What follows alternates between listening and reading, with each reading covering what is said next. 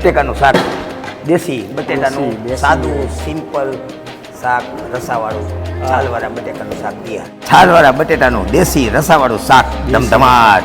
હવે આમાં એને બાજરાના રોટલો અથવા રોટલી તોડીને ખાઓ અને કા પછી ઉપરથી ભાત નાખીને ખાઓ, જે ખાવ ખીચડી શાક ભાત તમને આનંદ જ આવે.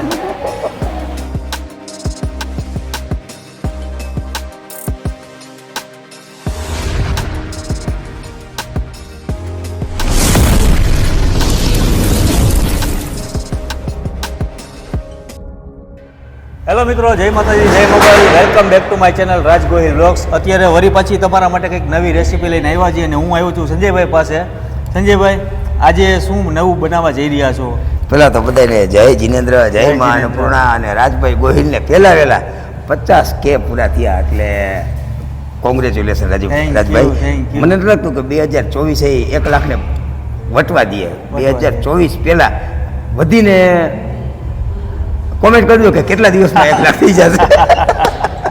કારણ કે તમારો સપોર્ટ છે અને તમારા આશીર્વાદ છે અને તમે સારી એવી જે લોકોને રેસીપી આપો છો એ લોકો જોવે છે અને બનાવે છે. તો આજે શું બનાવવાના છો? આજે દેશી છાલવાળા બટેકાનું શાક. દેશી છાલવાળા બટેટાનું શાક. હા, જે વર્ષો પહેલા બનતું ને છાલવાળું દેશી હાવ રસાવાળું એકદમ રસાવાળું બટેકાનું શાક એટલે મજા ચાલુ છે. એટલે શું થાય કે માણસોને આવું સાદું વસ્તુ હોય તો વડીલોને છોકરાને બધાને ભાવે, મજા આવે. એટલે આજે આ બટેટાના શાકની રેસીપી તો ઘણી પ્રકારની હોય, પણ આજની રેસીપીથી બટેકાનું શાક તમે બનાવજો અને ખરેખર એમ કહેશો કે તાકાતવાળું શાક બન્યું. જેમ કે સંજયભાઈની જે કહેવત છે ને, જલજલાટ મોજ આવી જાય. તો આજે સંજયભાઈ એના માટે શું પ્રોસેસ આપણે કરવાની? બસ આમાં તો સિમ્પલ સોબર વસ્તુ, ખાલી આ જીરું, અચ્છા, સૂકા મરચા અને તમાલપત્ર. હા, એની અંદર પેલા તો તેલ મૂકી દીધું છે અને માં અન્નપૂર્ણાના આશીર્વાદથી અત્યારે એની શરૂઆત થઈ રહી છે. પેલા આવશે સૂકો વઘાર અને આ પછી આ હિંગ, અમારી રીત પ્રમાણે હળદર છે, હિંગ, લીમડો છે, મરચાની કટકી અને બટેટા. ઓકે, આટલી પ્રોસેસ આની અંદર. હા, બસ આ લસણ ડુંગળી વગરનું શાક છે. સ્વામિનારાયણ લસણ ડુંગળી વગરનું, એટલે કોઈને લસણ ડુંગળી ન ખાતા હોય તોય વાંધો ન આવે. એટલે આ પ્યોર લીલી ડુંગળી લસણ વરતા ધમધમાટ શાક હોય. સાદા શાકની અંદર લસણ ડુંગળી વગરનો સ્વાદ. ઘરે બનાવજો અને કોમેન્ટ કરજો. સરસ. તો આજે અમારું જે છાલવાળા બટેટાનું શાક બનવા જઈ રહ્યું છે. સ્વાહા. હવે આની અંદર જે આ લીલો વઘાર છે, આ બધું મિક્સ કર્યું છે, હળદર, ધાણા જીરું.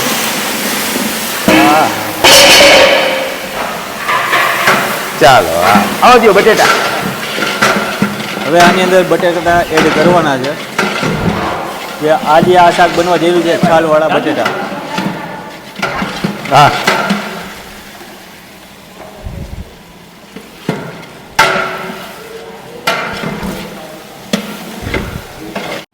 બટેટા નાખ્યા પછી આની અંદર થોડું પાણી નાખો. હા, હલો. હા, આ ધીમે અંદર જો પાણી નાખતું ગયું આ બટેટા એકદમ આને ઉકાળવાનું છે અને એકદમ પકાવવાનું, ઉકાળવાનું. અને બટેટું એકરસ ન થઈ જાય ત્યાં લગી આ છાલવાળા બટેટાને. તો સંજયભાઈ આની અંદર મીઠું મરચું કોઈ એવું કાંઈ કોઈ વસ્તુ નહીં, બધું છેલ્લે. ટમેટાની કાંઈ નહીં, ટમેટા નાખો ને તો બટેટું ચડે નહીં. એટલે બધી વસ્તુ મસાલાની પ્રોસિજર છેલ્લે, બધું લાસ્ટમાં. હા, પછી છેલ્લે. તો જોતા રહેજો હજી, કારણ કે રેસીપી આપણી બાકી છે. આગળ જોતા રહ્યો કઈ આની અંદર વસ્તુ એડ થવાની બાકી છે. બટેટાના શાક આપણે બાપા મૂકી દીધું હતું. બસ હવે લગભગ બટેટા ચડી ગયા. હા, બટેટા એકદમ ચડી ગયા છે. હવે આગળની જે આની અંદર જે કંઈ નાખવાના છે આપણે મરચુંની. હવે આને મરચું, મીઠું, હળદર. ઓકે, મરચું, મીઠું, હળદર, ધાણા જીરું, ધમધમાટ શાક બનાવવાનું. ઓકે. હવે આની અંદર ટમેટા, કટિંગ વાળા ટમેટા. શાક ચડી ગયા પછી આની અંદર ટમેટા નાખવાના છે. ટમેટા લાસ્ટમાં એ માટે નાખ્યા છે કારણ કે બટેટા ચડી ગયા પછી ચડી ગયા એટલે પેલા ટમેટાની ખટાશ આવે એટલે બટેટું પાકે નહીં. અચ્છા, હા. એટલે હવે આની અંદર આવશે તીખું છે સંજય, તીખું મરચું. તીખું મરચું આવી ગયું છે.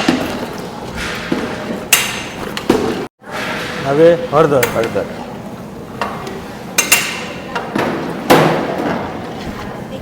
હળદર નાખ્યા પછી આની અંદર આવશે ધાણા જીરું.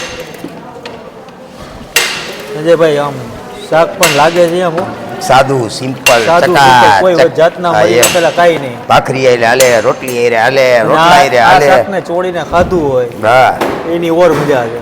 એમાં બાજરાના રોટલા હોય વાહ. અને છાલવાળા આવા સ્લો બટેટાનું કરો. શાક હોય. એકદમ એક રસ થઈ ગયું છે આ શાક. હા હા હા હા આના ઉપરથી હા. આ મસાલા એક રસ થાય અચ્છા ત્યાં સુધી હજી પકાવવાનું છે. આ પાકશે, પણ હજી આના ઉપરથી બટેટાના શાકનો ઉપરથી તડકો મારવાનો. ઉપરથી તડકો આવશે. હા ઓહો સંજયભાઈ આ તમે શું કરી રહ્યા છો? હવે આ બટેટાનું શાક બની ગયું. હા હવે આ ટમેટા. અચ્છા ટમેટા અને મરચાંનું કટિંગ. હા ઓકે આ મરચા. હા આજે આપણે ખડા મસાલાની રેસીપી ટૂંક સમયમાં આવશે. અચ્છા આ ખડા મસાલા છે.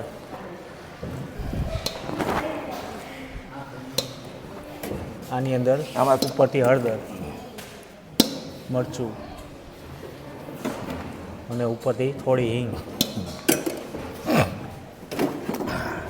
હવે આ જો આ તેલની અંદર એકદમ ધીમે ધીમે જીરું ઉપર આવવા દેવાનું, અચ્છા પકાવવાનું ધીમા તાપે જીરાને. ઓકે આ જીરું ધીમે ધીમે આવી ગયું. હા આપણે જે મસાલા પડ્યા હોય એની અંદર નાખી દેવાના. ચાલ દો. આ તડકો લાગી ગયો. હા રેડી રેડ.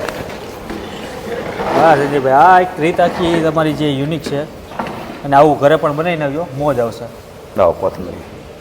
હવે આની અંદર કોથમીર. બસ હવે આ શાક ચડી ગયું એક ખરખું, હા હા એટલે આ છેલ્લે મીઠું. ઉપરથી આજનું શાક પણ એમ બન્યું છે સંજયભાઈ બનાવ્યું છે ભાઈ, જે આપણે કાઠિયાવાડી ભાષામાં કહેવાય ને કે એકદમ રબડી ટાઈપ. હા દેશી એમાં આમાં ભાત સાથે ખાધું હોય છે. હા ને આવી ગયું છે ઉપરથી લીંબુનો રસ, ઉપરથી પછી કોથમીરનો શણગાર. સંજયભાઈ બટેકાનું શાક દેશી દેશી છાલવાળું છાલવાળા બટેકાનું દેશી શાક તૈયાર. અચ્છા તો અત્યારે ઓલરેડી આપણી રેસીપી તૈયાર થઈ ગઈ છે, ઘરે પણ બનાવી નાખજો. બટેકાનું શાક દેશી બટેટાનું દેશી. સાદું સિમ્પલ શાક રસાવાળું હા. છાલવાળા બટેકાનું શાક તૈયાર. ઓકે અત્યારે તમે જે જોઈ રહ્યા છો આ છે રજવાડી આપણા દેશી ગામડામાં ખવાતું બટેટાના છાલવાળું શાક. આની અંદર રોટલો ચોળીને ખાવ એટલે તમને ભાઈ મોજ આવી જશે. તો આજે આપણે શાકનું ટેસ્ટિંગ કરશું. જે ગામડામાં બનતું આ જે બટેટાના છાલવાળું શાક જે મને અતિ પ્રિય છે સંજયભાઈ, આજે મારા જે પ્રિય શાક હોય ને મારું તે આ છે. અને સંજયભાઈ મસ્ત મજાનું જે વઘાર કરીને બનાવ્યું છે ને એ પણ ઉપરથી તડકો નાખ્યો છે.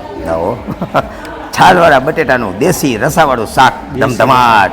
હવે આમાં એને બાજરાના રોટલો અથવા રોટલી ચોળીને ખાવ અને કા પછી ઉપરથી ભાત નાખીને ખાવ, જે ખાવ ખીચડી શાક ભાત તમને દાળ. આનંદ જ આવે. હવે આજે હું આ ટેસ્ટિંગ કરવાનો છું બરાબર. અને આની સાથે બાજરાના રોટલા હોય, રોટલી હોય ને ભાત સાથે ચોળીને ખાવાની એનો આનંદ કંઈક અલગ જ છે. તો આજે જોઈએ સંજયભાઈનો ટેસ્ટ અહીંયાનો આજે છાલવાળા બટેટાનો કેવો છે. જોઈને એવું લાગે છે કે આમાં કાંઈક ઘટે નહીં એવી આજે બટેટાના છાલવાળું શાક બન્યું છે.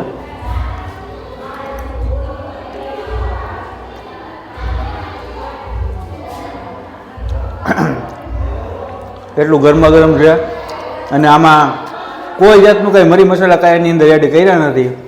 ઓનલી ફોર જે કંઈ ધાણા જીરું મરચું મીઠું એ નાખીને રેસીપીમાં તમે આખું જોઈ લેજો ભાઈ. મોજ આવી એવા જે બટેટાના છાલવાળું શાક આજે બન્યું છે. મને આજે મોજ આવી ગઈ ને અત્યારે રોટલી હોય ને તો એની સાથે હું ચોળીને ખાઈ લઉં એવું મન થાય છે, કારણ કે મને અતિ પ્રિય હોય છે આ શાક. તો આજનો વિડીયો તમને સારો લાગ્યો હોય તો વિડીયો લાઈક કરો, શેર કરો, સબસ્ક્રાઈબ કરો. ત્યાં સુધી જય માતાજી, જય મોગલ, જય શ્રી કૃષ્ણ. અને આ રેસીપી બટેટાના છાલવાળી શાકનું ઘરે બનાવી નાખજો, મજા આવશે. જય માતાજી.